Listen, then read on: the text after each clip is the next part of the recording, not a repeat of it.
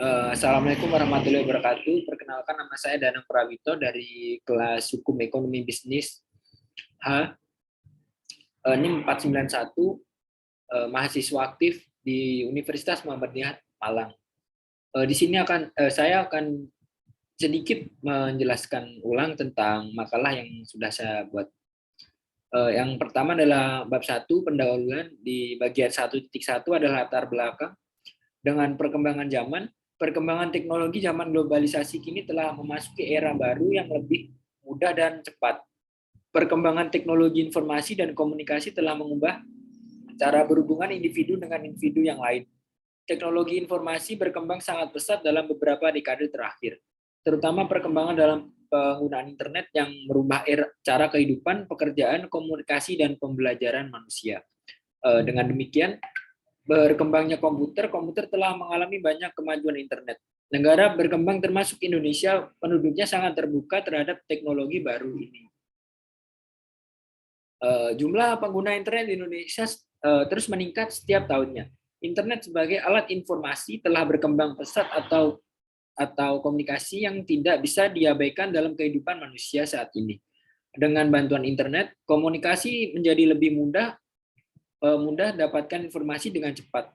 Bahkan di industri media internet memberikan manfaat bagi produsen dan konsumen. Pemasaran banyak memanfaatkan sosial media sebagai alat untuk memasarkan produk yang ditawarkan. Salah satunya e-commerce dan media sosial yang digunakan adalah Shopee. Di bagian 1.2 adalah perumusan masalah. Yang pertama adalah, apakah Shopee sebagai salah satu media marketing mempunyai dampak positif kepada para penjual? Yang kedua adalah, apakah dengan adanya media marketing dapat mempengaruhi niat beli konsumen? Di bagian 1.3 adalah tujuan dan manfaat. Yang pertama, menganalisis efek dari media marketing terhadap konsumen. Yang kedua, menganalisis dampak adanya media marketing Shopee. Baik, di bab 2 adalah metode penelitian. Penelitian ini menggunakan metode kualitatif.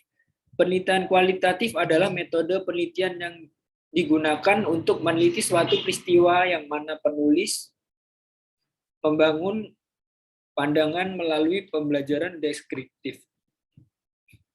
Teknik pengumpulan data yang dilakukan adalah dengan mencocokkan data dengan berbagai teori dan sumber pengumpulan data dilakukan dengan wawancara. Objek penelitian ini adalah strategi komunikasi pemasaran yang dilakukan oleh Shopee. Data penelitian yang telah disimpulkan kemudian akan dianalisis menggunakan analisis situation analysis, objektif, strategi, taktik, action, dan kontrol, atau biasa disebut SOSTEK. Dan lanjut bab 3, tujuan pustaka. Yang pertama, yang ke-1 adalah perilaku konsumen.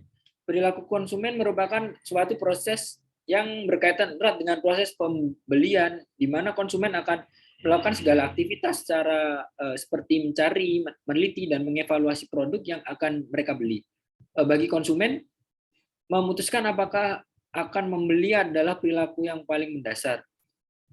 Selain mengetahui terlebih dahulu apa itu kualitas produk, konten yang termasuk dalam perilaku konsumen juga mencantumkan harga produk atau jasa yang diberikan. Jika memang benar harga produk tidak terlalu tinggi, maka konsumen tidak akan terlalu banyak menghabiskan waktu memikirkan dan melaksanakan semua aktivitas perilaku konsumen. Namun, jika harga produk atau jasa tinggi atau sangat mahal, maka konsumen akan berusaha untuk menambah energi pada produk tersebut. Para pembeli ini akan semakin melakukan perilaku konsumen seperti observasi, penyidikan, evaluasi, dan pertimbangan yang cermat.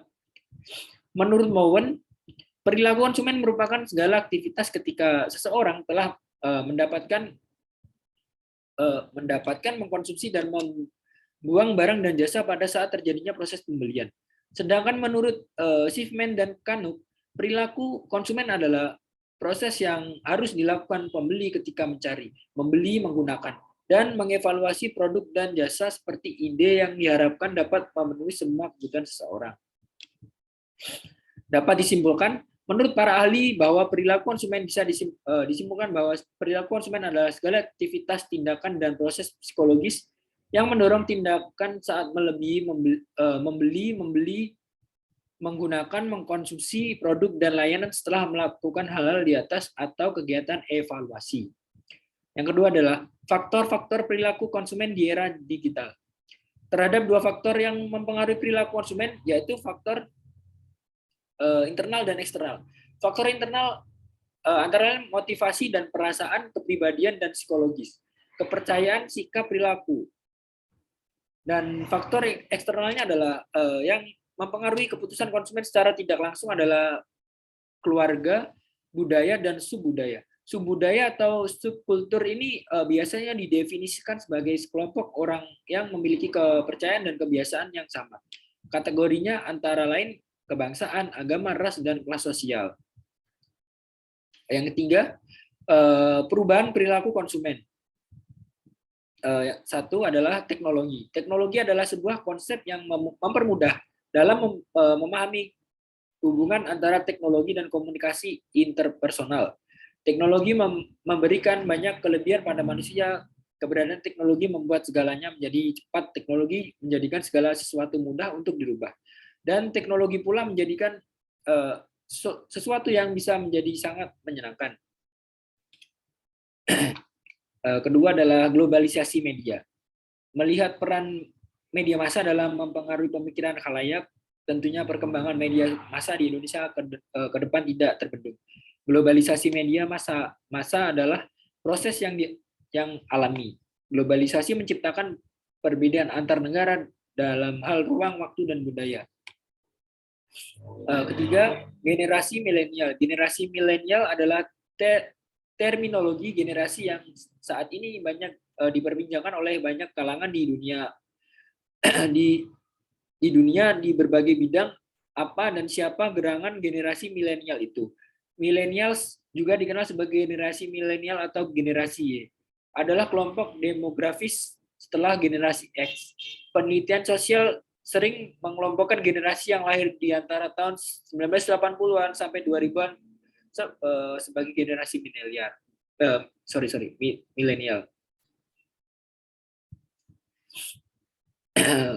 Bab keempat adalah pembahasan. Di Indonesia belanja online sudah tidak asing lagi, sehingga banyak pihak yang bisa memilih barang yang diinginkan. Pertumbuhan e-commerce yang terus-menerus membuat para pelaku bisnis atau perusahaan harus mempertimbangkan krisis ketika memutuskan kebijakan sehingga dapat membentuk posisi yang kuat di benak konsumen dan membangun brand awareness dengan cara mengembangkan dan merebut pangsa pasar atau market share. Tingkat kesadaran konsumen atau brand awareness sangat penting bagi perusahaan dan agar konsumen fokus dalam memilih merek yang sudah ada di benaknya. Dalam membentuk brand awareness, beberapa unsur berperan yaitu kesadaran tertinggi, kesadaran merek, dan ingatan merek sebagai bagian dari brand awareness.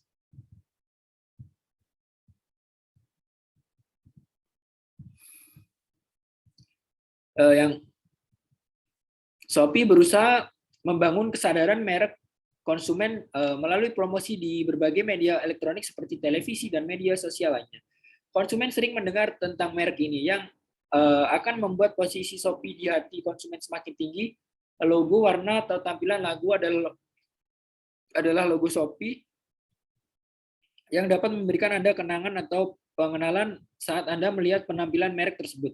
Shopee juga berhasil membuat strategi marketing yang menyita perhatian konsumen lewat kampanye yaitu Goyang Shopee yang pernah diperankan oleh pemain sepak bola terkenal di dunia yaitu Cristiano Ronaldo.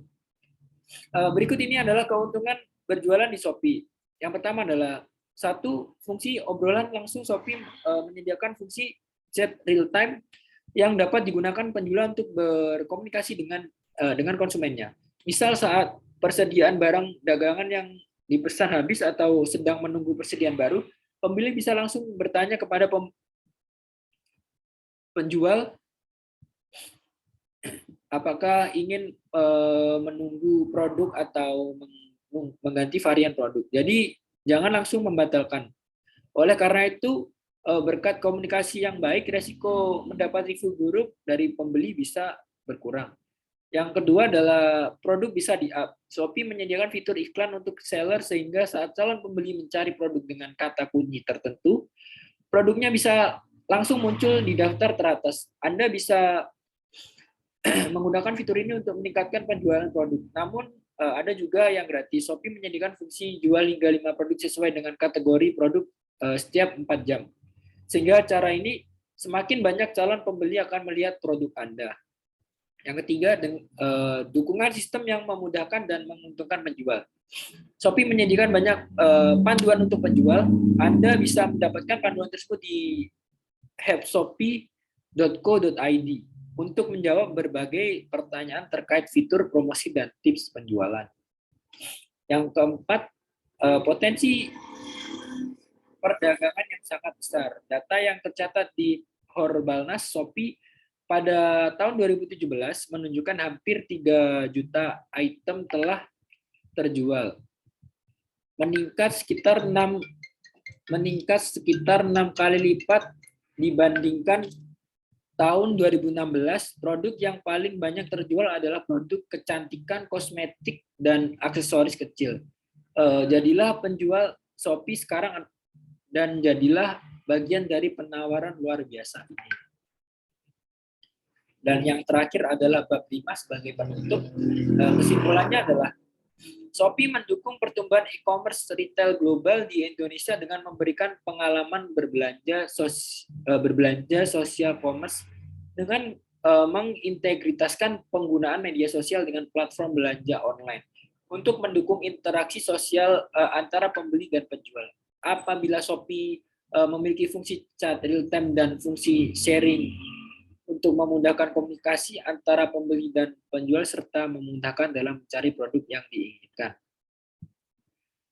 Secara berkelanjutan, berharap Shopee dapat mengembangkan kewirausahaan dengan memberdayakan para wirausahawan untuk bergabung dengan platformnya. Oleh karena itu, Shopee hadir untuk memudahkan siapa saja dalam memanfaatkan produknya, mengatur persediaan, dan memudahkan transaksi keuangan.